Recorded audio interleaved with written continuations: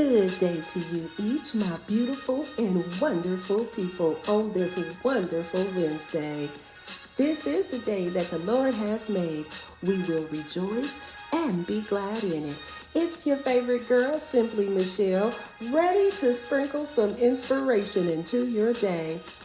I'm so excited to introduce to you my other podcast, The Inspiration Station, bringing you heartfelt advice on your story to spark meaningful conversations.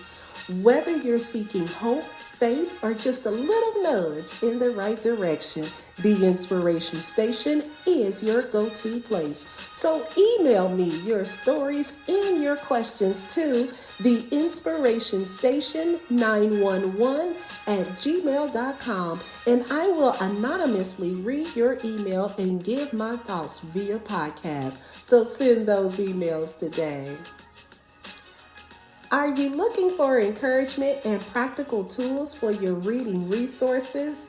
Explore all of my journals, devotionals, poetry, storytelling, and more, all available on Amazon. If you're looking for a mental health coach to walk with you on your journey to healing, I'd be more than happy and honored to help you discover a more healthier and happier you. Email me at createdonpurpose314@gmail.com to book your one-on-one session today, because you matter and so does your mental health. Now, do me a solid and hit that follow button, and be sure to tell me what you think of today's episode. And without further ado, let's dive into today's episode.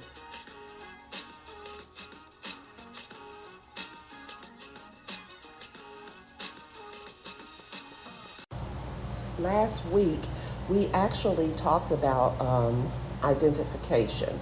But today, I want us to go just a little bit deeper, talking about trauma.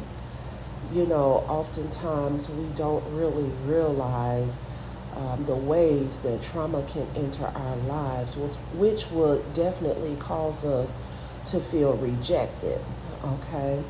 But rejection is actually only one form of trauma. So let's take a look at some of the other ways that trauma can enter our lives. We have some people that were actually abused, whether that's mentally, physically, emotionally, even spiritually. There's verbal abuse, all of that. So many were abused. You have some people who were abandoned. Some actually, had to go through a divorce, right? You have some parents, just as myself, that had to experience burying a child. You have racism.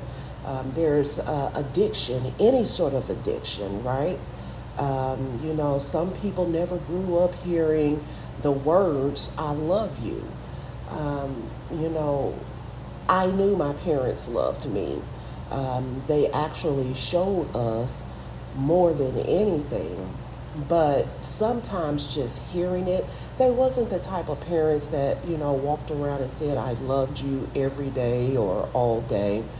But they showed it, rather than saying it. But sometimes just hearing it makes you feel good. So some people have never experienced someone telling them that, in addition to showing them that.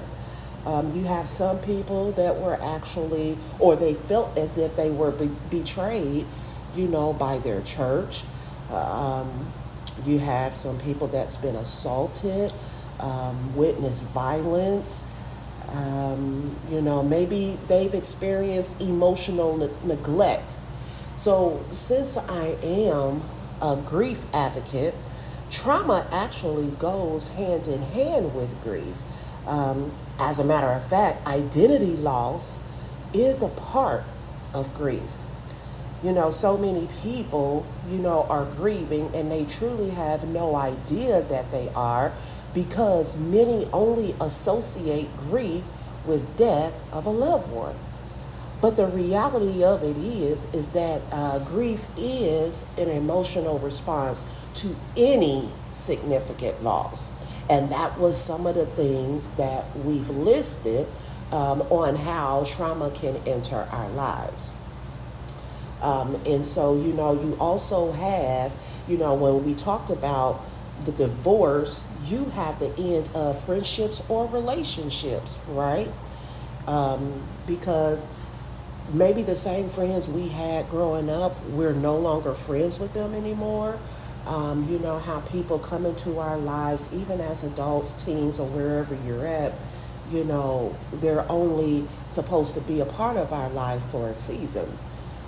So, many have experienced losing friends, and not just friends, but, when you're dating somebody, if that relationship doesn't work out, just like divorce, with marriages, people end up in divorce, relationships end as well. And then, of course, what about, your health? You know what I mean? You have people that, have been diagnosed with, certain health conditions that is now going to become new to them. Why? Because there are going to be some things that that they're going to have to change in their life, possibly. Some people, they may not have children, but they have pets. And even if they do have children, I know a lot of people, they call them fur babies. They have cats or they have, dogs, whether they use them as an emotional support animal, which is actually, confirming, what I'm talking about as far as with grief, right? So some people have to lose a pet, whether it's having to put that pet down, the pet just, passes away, or maybe you need to give that pet up because you're unable to take care of that pet. You have people when they lose their job or walk away from their career. You have financial stability. People even grieve their goals, their dreams, and their relationship, that they once had with Christ. So, you can be connected to every form of trauma, that we actually just mentioned. And this is why I said trauma can actually go hand in hand with grief, because there are, so many similar things that can cause that, okay? And this is why a lot of times I tell people we have to be careful in grief. Don't ever allow anybody to rush you through that grief. Take your time, feel your feels, but you can't stay there. Because if you stay there too long, the enemy will definitely use that against us, So, with that being said, when I think about this season on identity that we're doing, I can't help, but to think about grief, simply because grief does have a way of making us question who we are after we have experienced a loss. Okay? So, trauma and grief don't ask your permission to show up. Okay, it's just gonna come through whenever it feels like it. It enters our life, and sometimes it even start telling us stuff that's not true, but it appears to be true because of the state that we're in that moment. Okay, this is why I tell people, do what you got to do. Stop listening to everybody, because so many people will tell us, shouldn't you be over that by now? Or, it's time to get up and move on. When in fact, sometimes grief is just getting started when, people think it's time to move on. Because here's the thing, it's not a one size fit all. Many of us, I don't know what it is, but many of us tend to believe that grief is one size fit all. Just because, you went through something and maybe it didn't take an effect on you, and now you see someone else that's going through what you went through, you think it should only take them 48 hours to get over, what they're grieving, what they've lost. But that's not necessarily the case, okay? Because here's what I found out. If you do not allow your meltdown, what you're going to end up doing is suppressing those feelings. But what we're feeling when we're, at that moment, God can heal it if we bring it to Him. One of the things is it's difficult for God to heal something if we're refusing to acknowledge it. Okay? So this is why I always encourage, get it out if you need to. Stop hiding behind, certain things. I have faith. I know God is going to do this, and, I can get through this by myself, and, I'm okay. I'm good, because that's the biggest one. Someone asks, how are you doing? And the first thing we say is, I'm good. When we know on the inside, we're tearing up. Our little heart is probably crumbling into pieces in our chest. I've been there. And for so many years, I did keep it hidden. And I was that person saying, I'm good. But technically, I wasn't, because I was trying to hide my feelings even from God, because, I did have a lot of anger, not just in, circumstances and myself and other people, but I was also angry with God. Okay.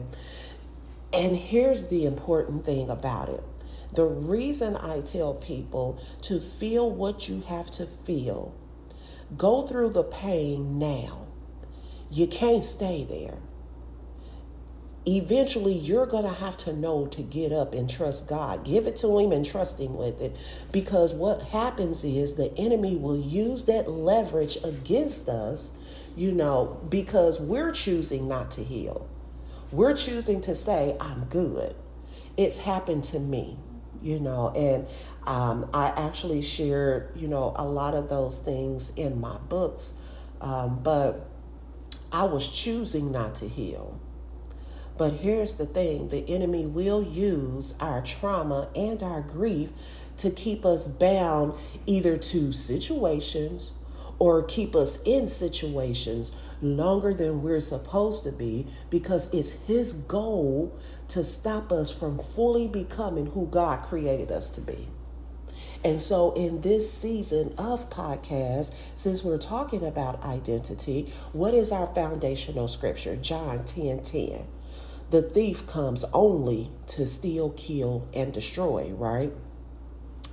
But I want us to think about this. And I want you to hear me at this. The enemy doesn't have to destroy your body if he can convince your mind to live as someone God never created you to be. And I want us to think about that. And I want us to ask a question, and this is me asking as well, have, you ever changed somebody's contact name in your phone? Because I've been there. I've done it a lot, if I meet somebody and, they give you their name and phone number, and then sometimes depending on the circumstance, I might change their name, in my phone, right?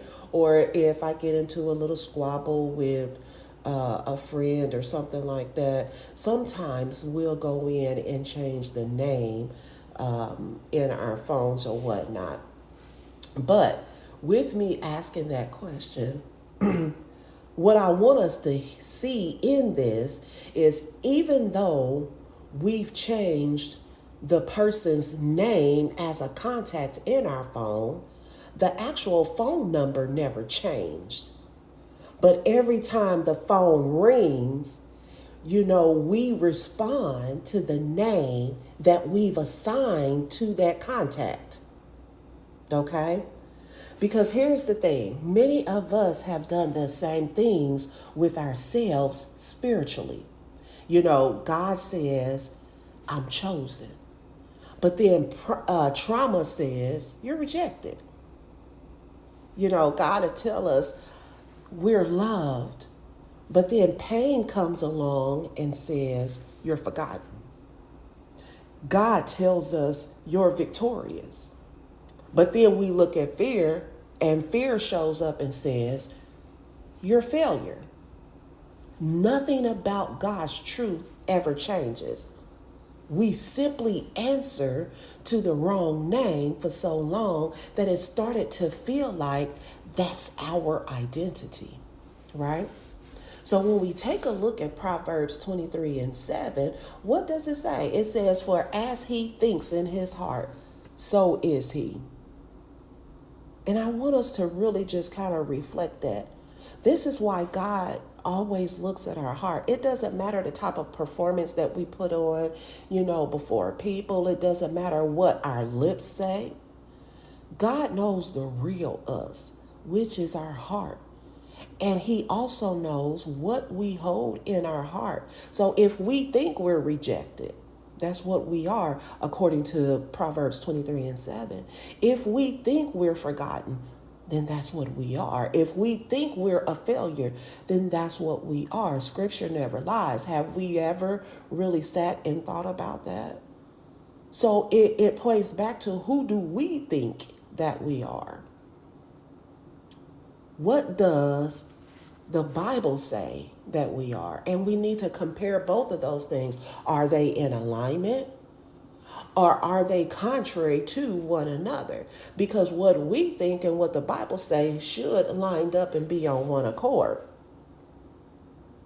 Now, this isn't saying, and I want y'all to hear me on this, it's not saying that our thoughts create the reality, okay? But it is showing us how our beliefs influence the way that we live. So if trauma teaches me that I'm unwanted, then guess what? I'm going to live as if I'm unwanted. If rejection teaches me that I'm not enough, then I'm going to end up shrinking back from opportunities that God has actually prepared for me. Our behavior often follows the identity that we've accepted. That's why Romans 12:2 tells us to be transformed by the renewing of your mind. So the thing is, healing doesn't just happen in our emotions. It also happens, in our thinking. And I want to give you an example of what I'm talking about on that. When you look at the children of Israel, right? God delivered them from Egypt, but Egypt didn't leave them overnight. Their bodies were actually free. You see what I mean? But their identity was still enslaved. Every challenge made them want to go back. Why? Because slavery had become familiar to them. They witnessed miracle after miracle being free. They literally walked through the Red Sea. See, we can only read about it, but they literally experienced it for themselves. They ate manna from heaven, but they still struggled to believe that they were God's chosen people. I want us to think about that seriously. Where are we at today in that? Why is it that we are still hanging on, to believing how something used to be when God has already delivered us from what used to be?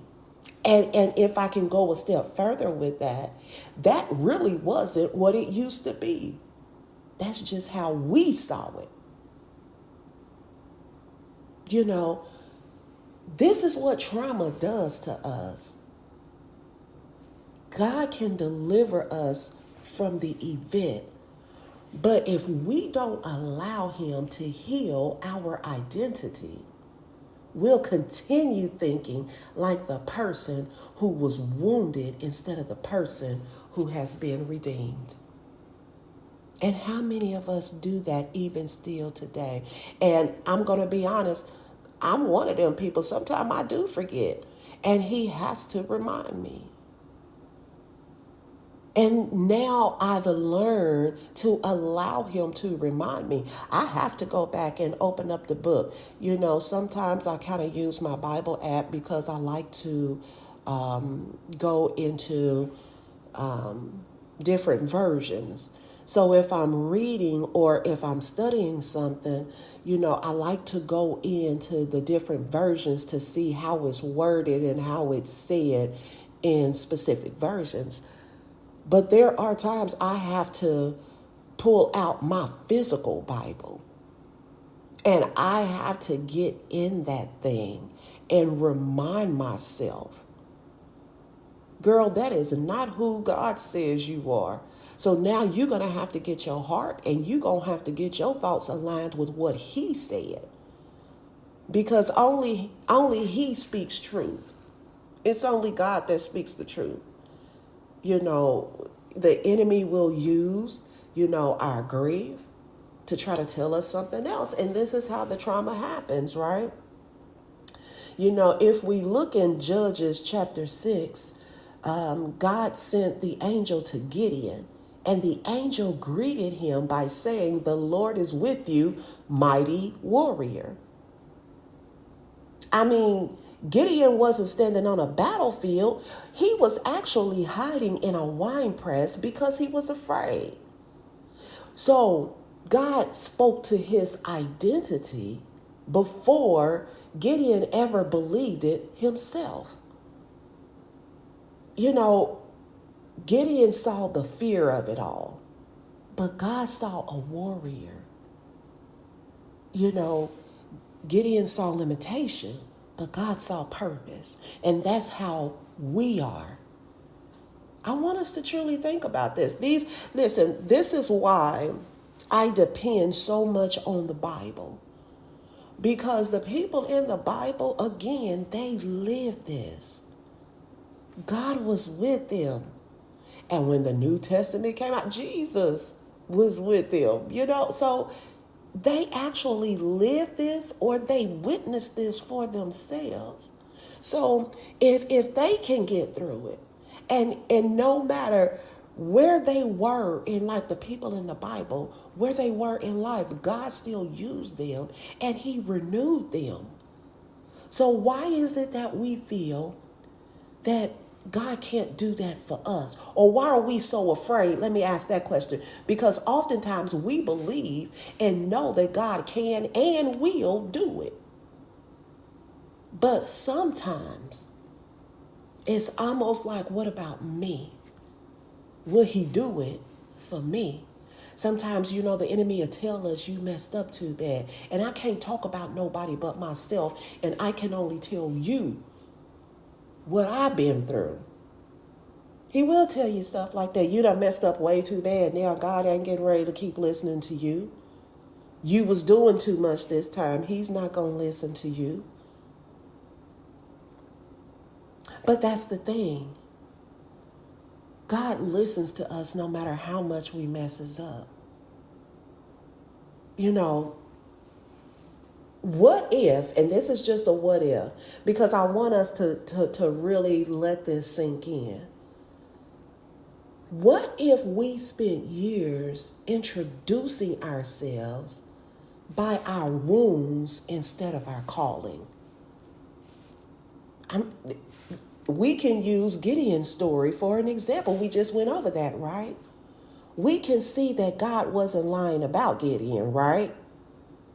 But at that time, Gideon had yet to become who God already knew he was, and just maybe that's where many of us are today.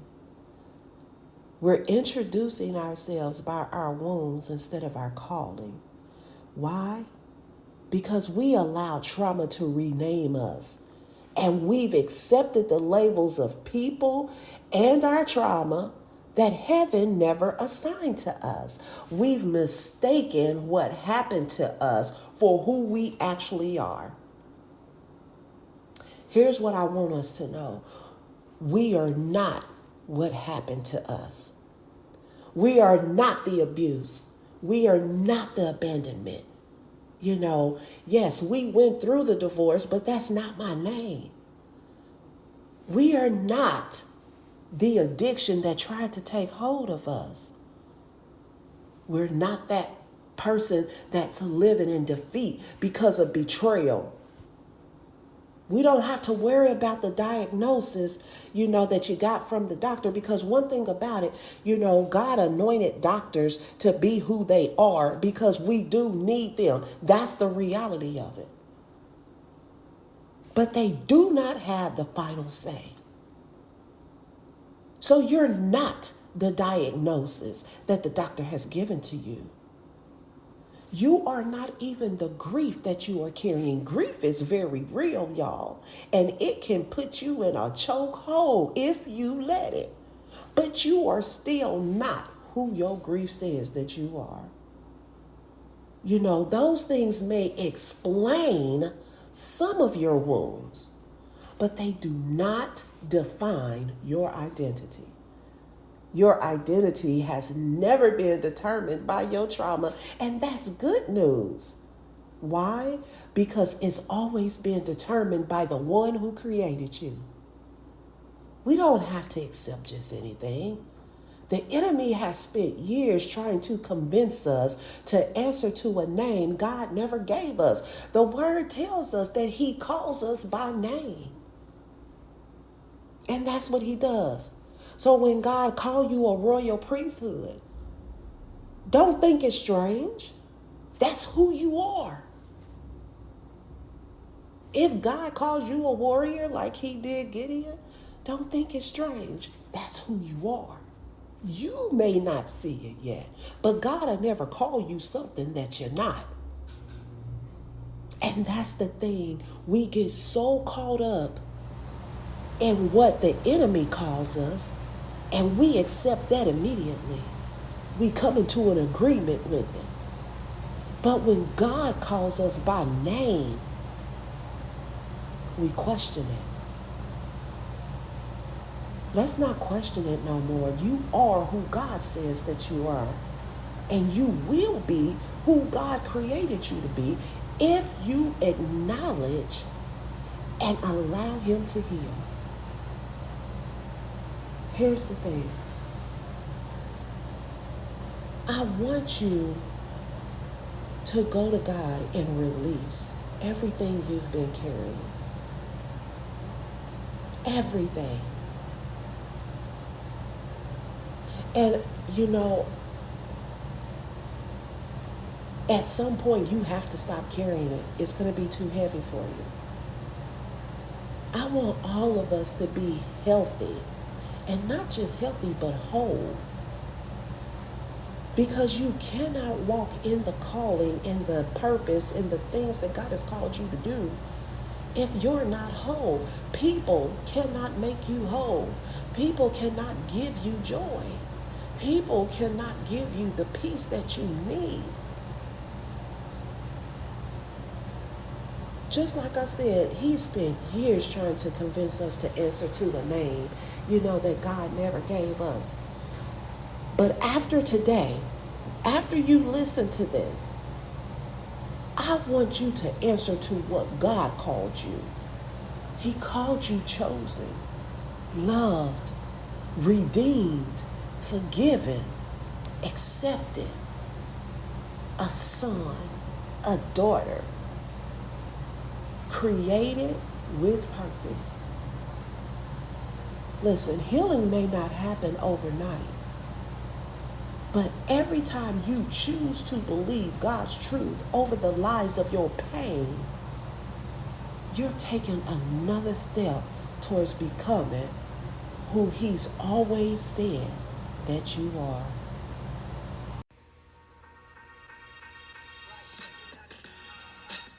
And there you have it, folks. That concludes today's episode. Thank you so much for tuning in. I truly hope you found encouragement, motivation, guidance, and inspiration to live a life aligned with your true purpose. And remember, you are unique, and there's a purpose waiting to be fulfilled within you. Don't let it go unnoticed or unexplored. Now go have a great day on purpose. See you next time.